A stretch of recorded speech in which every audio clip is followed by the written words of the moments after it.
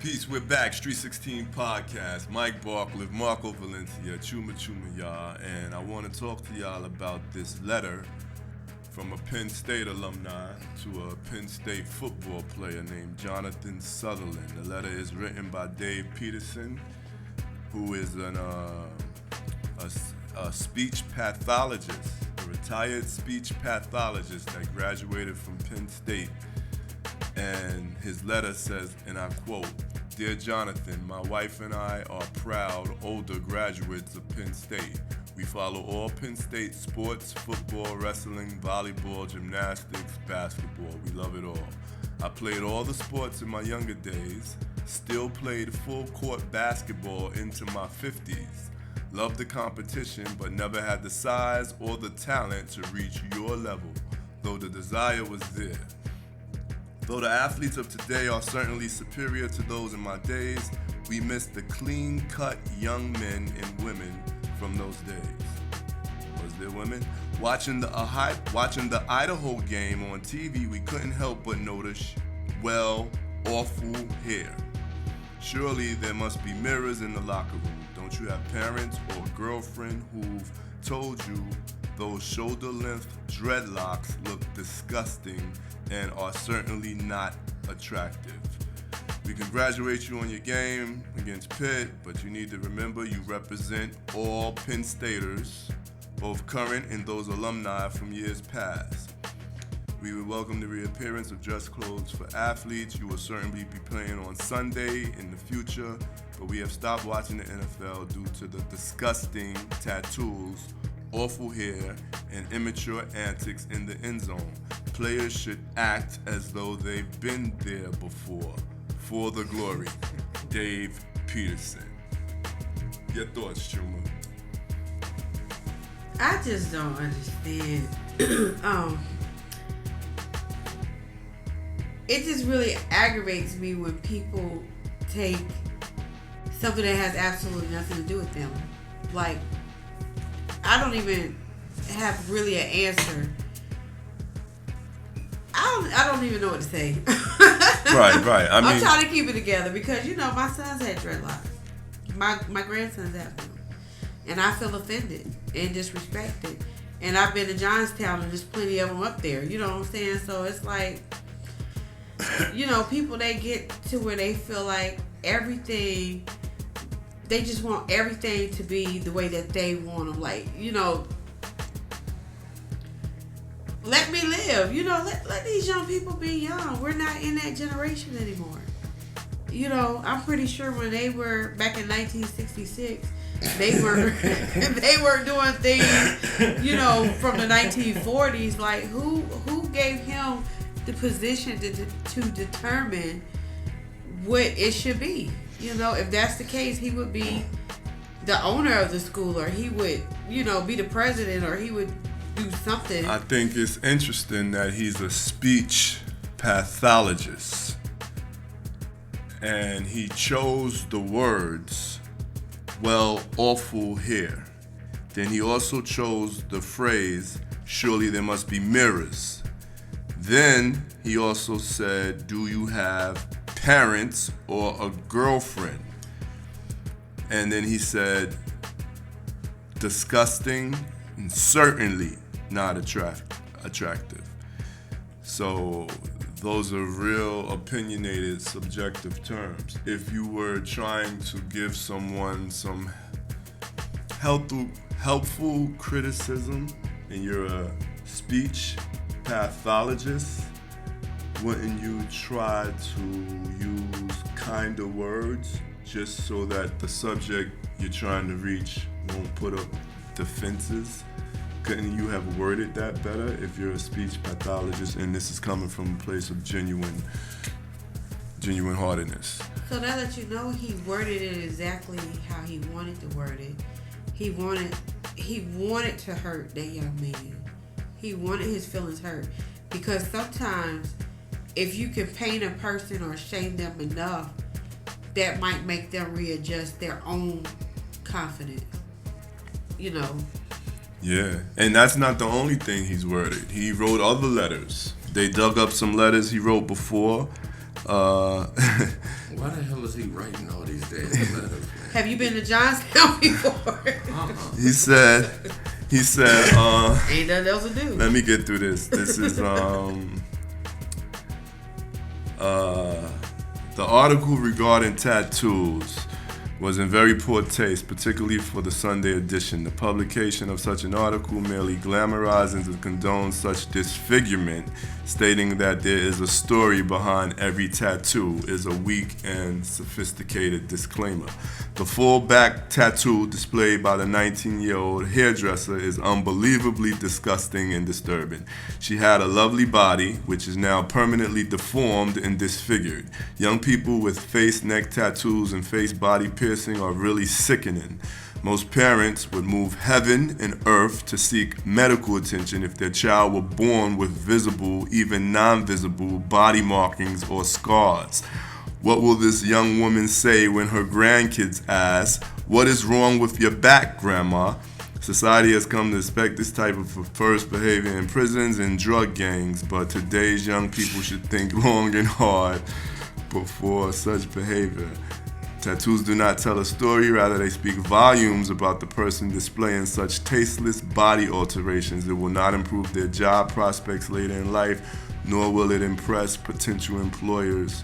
Employers certainly do not want to see future job prospects demonstrate such poor decision-making and irresponsible behavior. Now, Marco, what you think about that? Some of it I agree with. Like what? For real. Like, all right, you got a tattoo on your neck. You got a tattoo on your eye. You know, do you play basketball? Or you a rapper? You play football? Then what else you gonna do? You see what I'm saying? Because you gonna work in the office and make some real money. So either you gotta play a sport, be a rapper, or dig a ditch. Because you can't be in the office. What do you think about what your grandkids gonna say when grandma has a full back tattoo? What do you think about that statement? Really, I don't care. I like the tramp stamp. But, I mean, yeah, you got the answer to it. Okay. I mean, you don't have to answer to it. It's nobody's business. Yeah. It's nobody's business. Like, why are you concerned about my tattoos on my back? Why are you concerned about it? I'm not coming to you for a job. You don't have any money to pay me. You don't have an office to sit me in. Like, what concern of that is yours? Because if that's my concern, I'm going to have to deal with it. That shouldn't affect your life at all. Like, you don't lose sleep behind my tattoos. You know. Doesn't benefit my wealth or my mental health. Exactly. So I don't give a fuck. and it should be noted here that tattoos and locks are two different things. And body markings are something that, you know, might have certain origins in different cultures, but locks are a black thing. But it is cultural, and it has history, you know, and that's our history. And, you know, white people all the time run around with crests and this, that, and the third, and we drink tea and all this. They get to have all that stuff, you know, and we sit back and we allow them to pass things down generationally. Many things have been stripped from us. Locks is a cultural thing. It represents us, and it's a form of freedom to us as well, you know. And I feel like that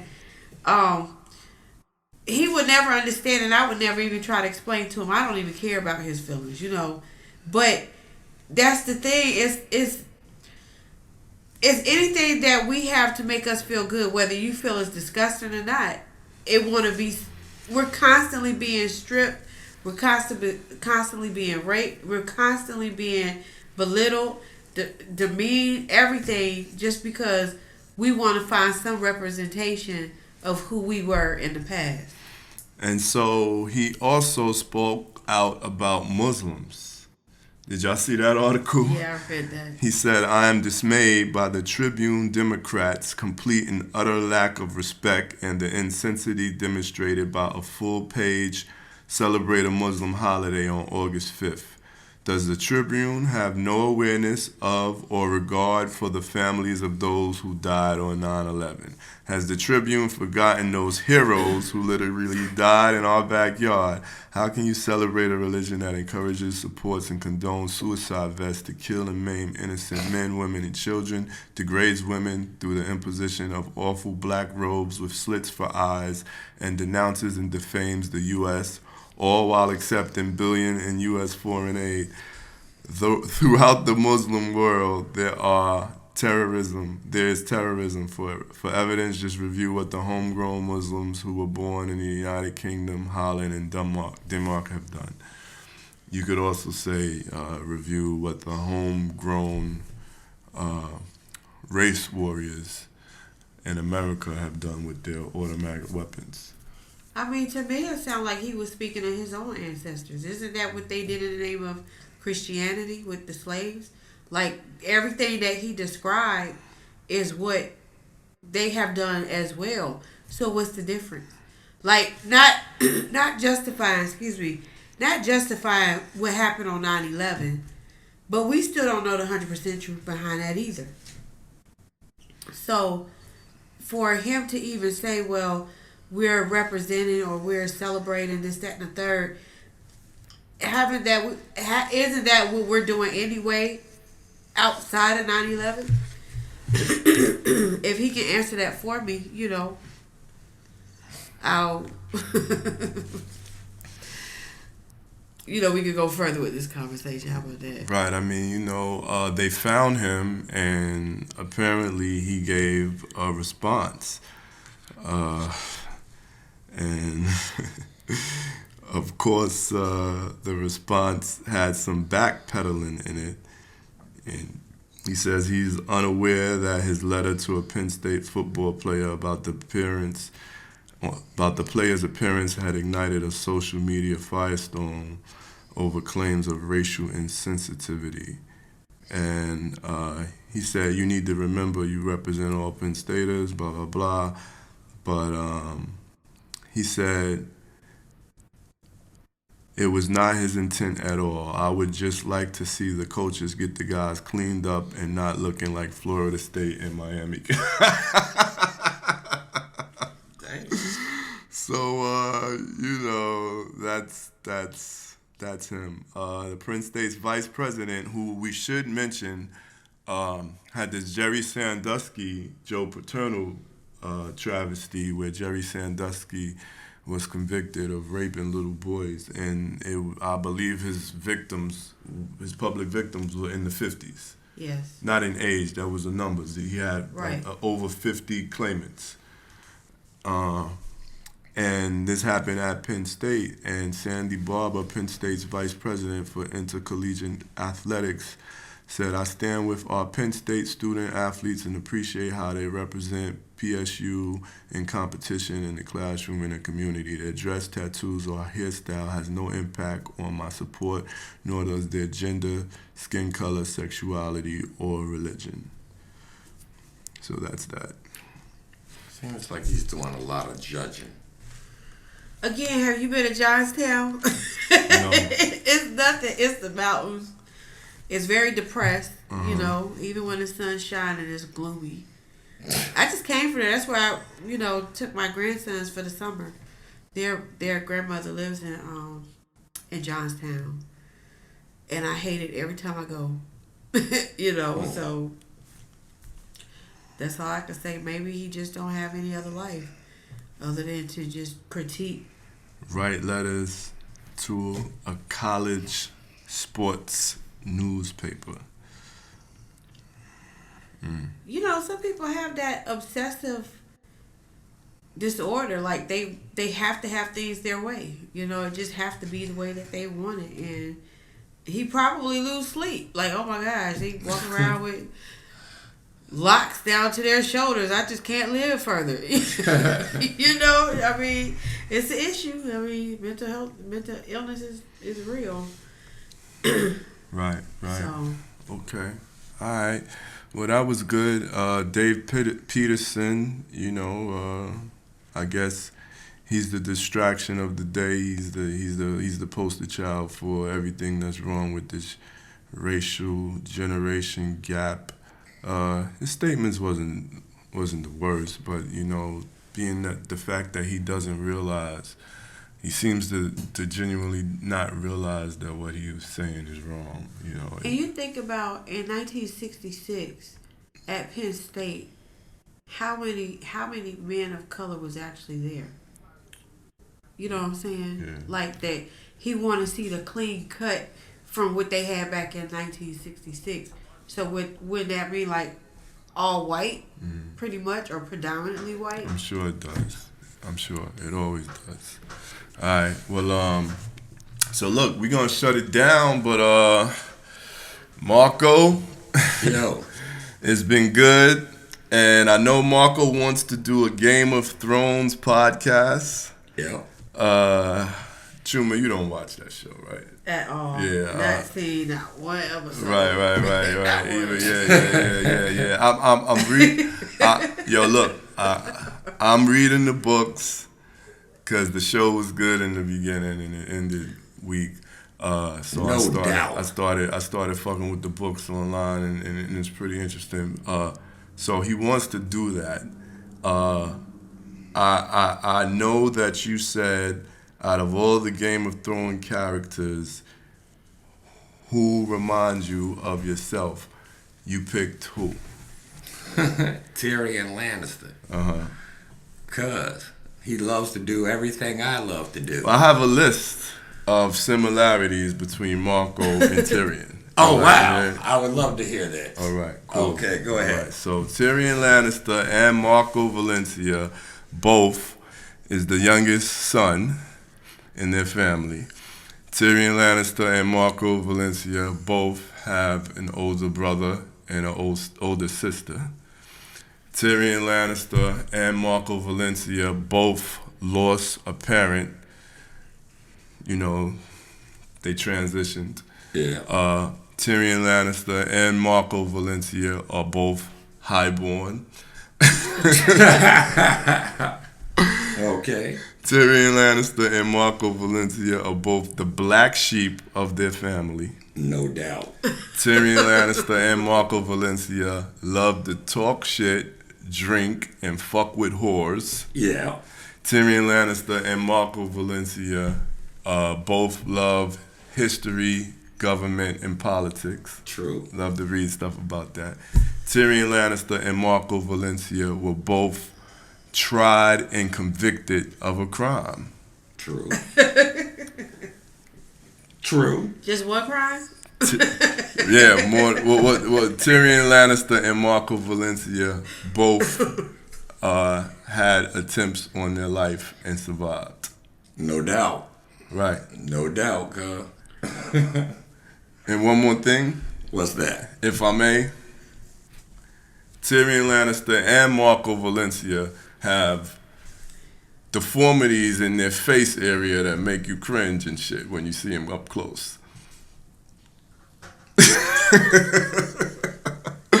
Well, I was referring to the bullet because Marco, my friend, he did get shot in the mouth in an attempted murder. Yeah, them niggas trying to kill me. Yeah. Yeah. You weren't talking about where I got surgery. Yeah. But Lord have mercy, if you would have seen the picture of the day after the surgery, right? And when I went to that place, they were like, "Oh my God, somebody hit you. Who punched you in the face?" I was like, "Look, I've been in 100 fights. I ain't never let nobody get that close." Yo, those of you who don't know, Marco used to have locks, and he decided that he was gonna grow his locks again this year. And so when we were off the air, he grew a fro, and the nigga looked like Dire Wolf Blitzer. House Stark for real, son. And I was telling him he grew a fro and a beard. And he had a Wolfman beard. I was like, "Yo, is you gonna come on the podcast like that?" He was like, "Hell yeah." I was like, "But look, Marco, if you come on like that, you can't cut your shit, Because once you come on like that, people gonna want to see you. That's your stamp. That's who you are now. You're the dire wolf. Yeah. So he cut it, but we ain't get him on. But my man, he gonna step off for a second again. But yo, I love you. I'm glad we got together tonight. You and me, we go back, my man. No and doubt, you've been doing this show with me, and you make the show part of what it is. You're a huge part of it, and you got angels. Chuma, anything you want to say? Because I know you the den mother out here. You know what I'm saying? Before we close. Well, yeah, definitely feel good being back. Long time waiting, but, things just going to get better from this point. Okay. Yep, and I love you, Marco. Nice. You know I love you. All right. I know, right? Now, Marco, do you remember what was one of the first things you asked me when you got in the car today? You asked me, when we gonna do this album? Oh yeah, when we gonna do this album, cuz. Yeah. So tonight, as a special honor, I'm gonna close the show with some bars. Word. Alright? Word. Straight off the phone. Alright? You ready? Here we go.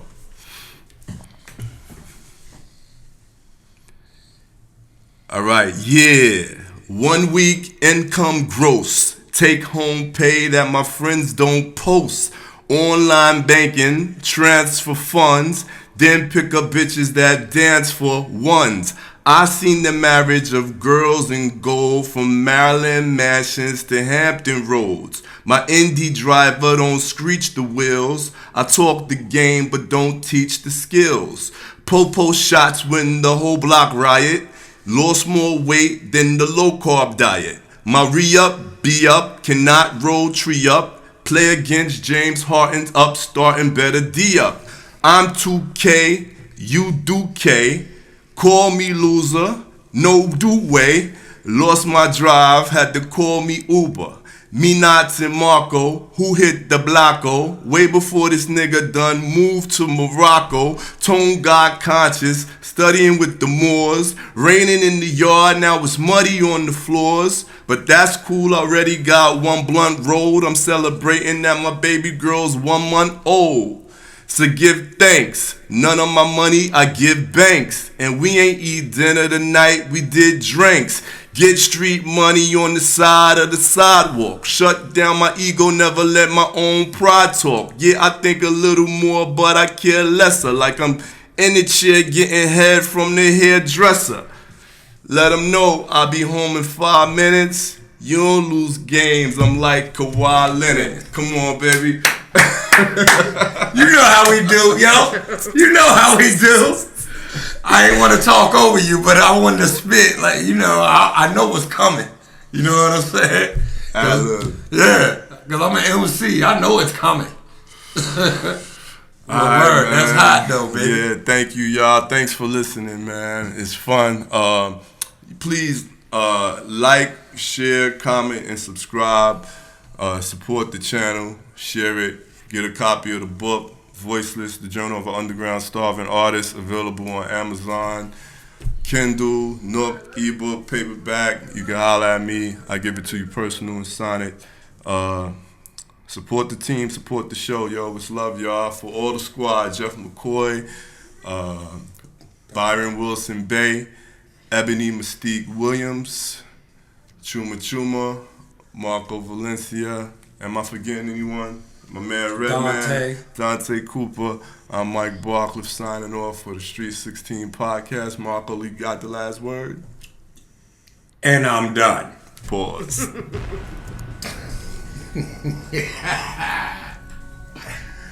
Wow.